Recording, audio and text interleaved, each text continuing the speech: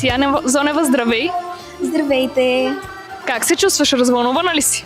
Чувствам се много развълнувана. Да си на сцената на Пирин Фолк е уникално.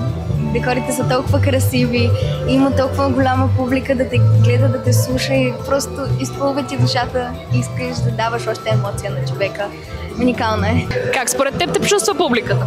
Аз мисля, че публиката ме почувства много добре. Смятам, че и дадох нужната емоция от песента и че я харесал.